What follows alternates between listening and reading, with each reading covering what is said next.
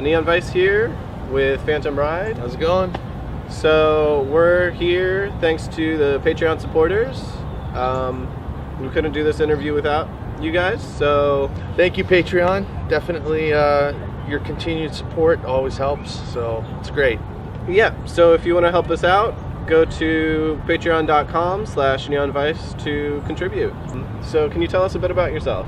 Yeah, so I started Phantom Ride a couple years ago. Basically started doing some remixes and stuff like that. Like I was really inspired by, you know, the synthwave and started getting involved in the community. And I've been working on a record for some time now, and finally was released. So I'm very happy how it turned out. It seems to be doing pretty well right now, so it's good. Sweet. What sort of 80s artists have inspired you?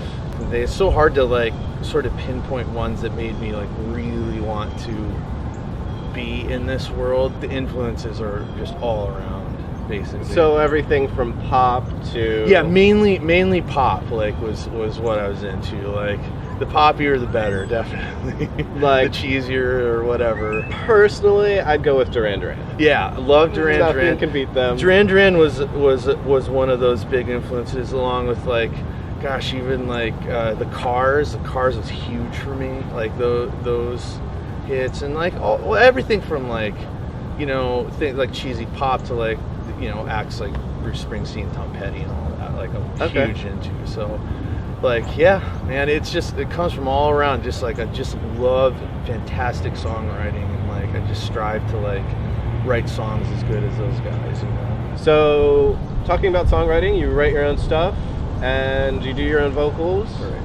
Can you talk about that a little bit? Yeah, so I definitely am all about songs with vocals, as this scene is definitely a lot of this scene tends towards an instrumental, which is cool, but like I just love songs with vocals all around. Like love big huge background vocals, and you can hear some of that on the record. And I also have my wife sings on the project as well. Like there's a lot of the female vocals. I love the interplay between male and female vocals, so I do my best to like try to write and produce around that idea. All right, so can you tell us about your production and mixing of the vocals then? For the geeks out there, I've got a Neumann microphone that I use mainly, as well as a SM7, and just going into an Apollo interface, which is really great, and you get a really good sound that way. But like it's very tricky to produce your own vocals. Like I produced records for many years for other people, and I found that I was able to produce them a lot easier than I am to like produce myself. Like it's definitely a skill. It's tough to like when you're sitting in your studio cave or whatever to like know, is that a good vocal? I don't know. I'm just gonna go with it. I've learned to trust my gut over time, but like basically I use, you know, I tend to go a little heavy on the reverb and delay because I love that sound. You know, I try to get things a little grittier than pretty, you know, in ways, and try to find that balance that fits. All right, so for those people who really feel that they don't have a voice, there are vocoders. The vocoder. The vocoder. Yeah, I love them. I love them. Like I've got one.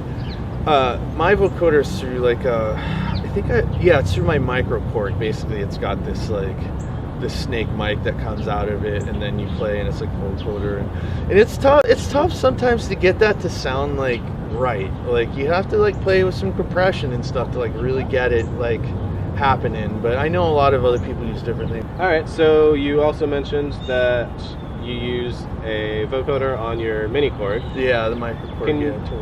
Can you talk more about your equipment?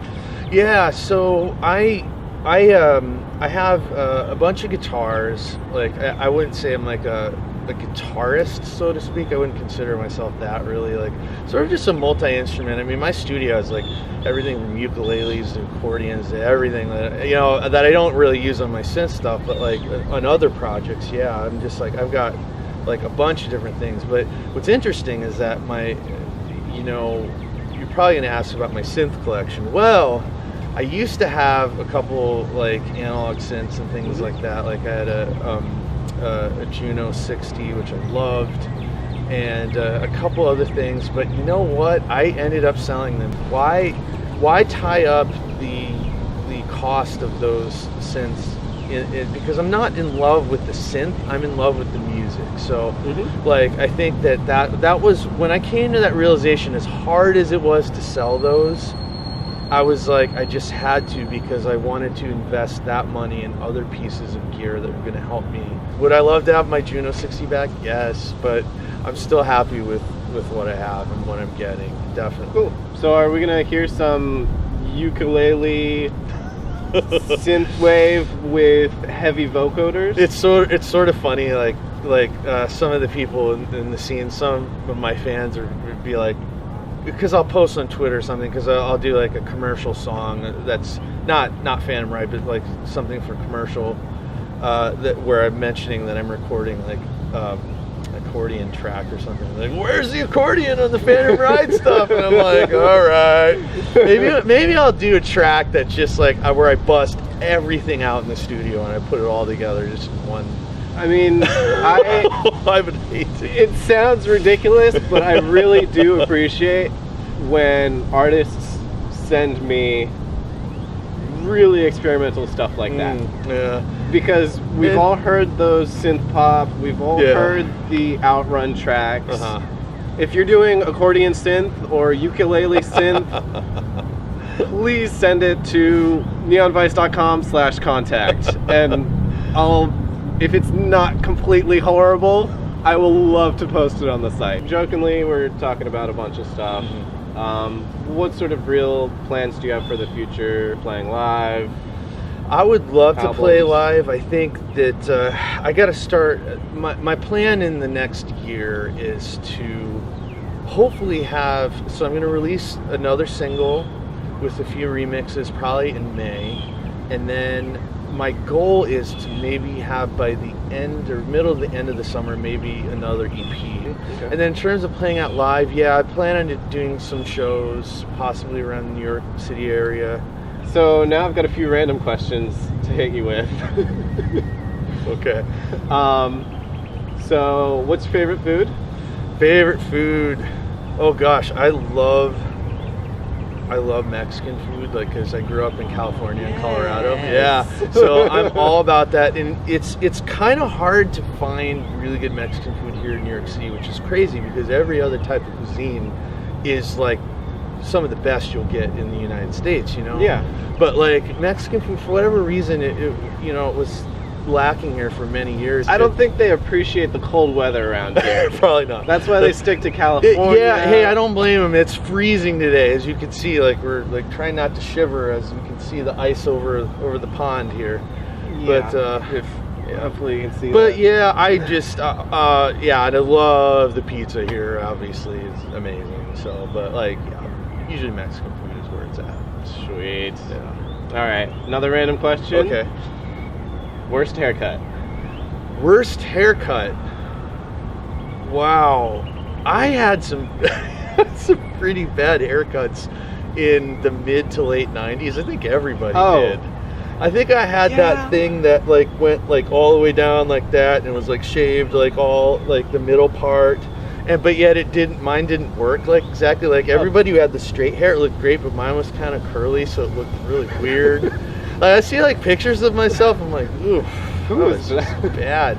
Or when I first moved to New York, like I just let it grow out because I couldn't afford to get a haircut, and that was awful. You don't want to see that. You don't want to see that. No. I mean, I've got that right now. You guys see the beard coming in,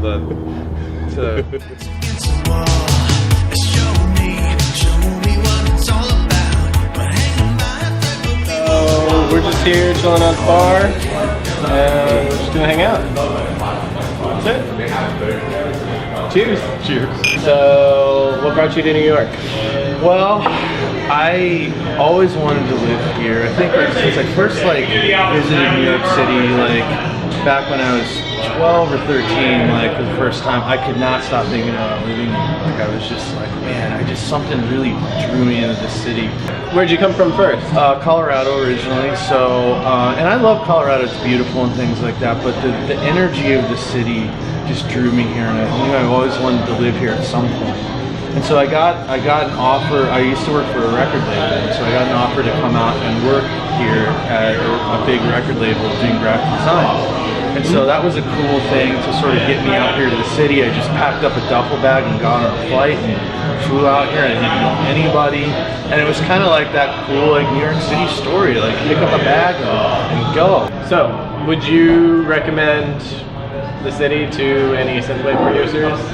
Well, it's interesting because like that's a very good question, because there's a lot of great things going on in the synthwave community here in Brooklyn and sort of all these areas. Like a lot of amazing things are happening. Now, should everyone come out here and try it for a year? If you can, come out here, live for a year. Just do it. If you don't have anything tying you down, give it a shot, because you'll know whether it's for you. You have so many stories, you have so many cool friends and cool experiences. Like, I can't recommend it enough. You never, ever once have I ever been bored here. Yeah. And I can't say that about too many places where I've lived. You haven't started playing live, but do you see there being a lot of opportunity? I don't know about opportunity. I think that I would like to. I'm starting to think about it. Like I said earlier, I'm starting to think about what that would look like. It's very tough to play live around here because there's so much competition. Not necessarily competition for you and like-minded artists. There's competition for people's attention. Whether or not you can get gigs, or should you come to New York to get gigs? Absolutely not. That should be the last thing on your mind. Should you come here to be inspired? Should you come here to be around people that are inspiring to you? Absolutely. Talking about New York City and all the great artists here, do you collaborate with anybody here, or are you planning on collaborating with anybody in the scene? Well, I definitely love, like, in different ways I've collaborated with some people, mainly sort of on like mixing or remixes and mastering, things like that. So more on the technical side. Well, remixes are creative too, but like never actually got together and sort of like met in a studio and made something new. But I think there's a reason for that. I think that from the business side of things, like, you definitely want to make sure that when you write with somebody that all your business, all your ducks are in a row in terms of the way that you have it set up with your PRO and the way that you have things set up, so on the back end that makes sure that everybody gets paid.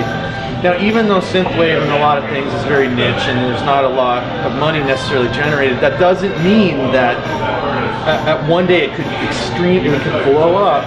If you don't have your ducks in a row, you're going to be in trouble, because and it's best, it behooves everyone in the music business to know as much as you can about the music business. It's kind of sterile, not very exciting, not very sexy to learn about PROs and royalty splits and things like that, but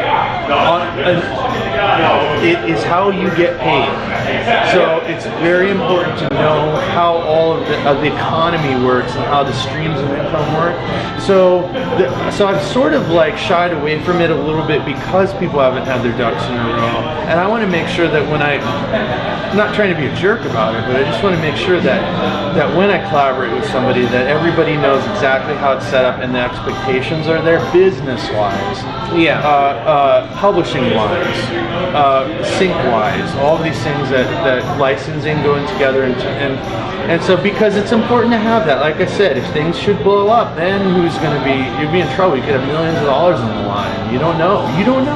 Yeah, if you do a single and somebody's doing a remix, and you're like, oh, well, yeah, just send me a few bucks at the end of the month. It doesn't work that way. But you sell a million copies, and a few bucks at the end of the month is not the same. Well, all right, let's talk a little bit about labels. Okay. Should you be on a label? Is that the question? Should you sign to a label? Well, there's a lot to think about when it comes to a label. There's a lot of people who don't think you should because they're not doing their fair share. There's certain labels who have a big name, and there's a lot of people trying to push to get on those labels. I have a lot to say about that, basically, and so I'll cut it down to the short of it, because I kind of come from a unique background that I actually worked for a major label, and I saw the inner workings of how this worked. I had I didn't know how to tell. Working with some of the baby artists that I worked with I worked with a huge major label. Working with some of the baby artists that we signed, and they would ask me sometimes like, why isn't the label pushing my stuff properly? I didn't have the heart to tell them that you signed with the wrong label. With your experience in the music industry, why aren't you famous yet?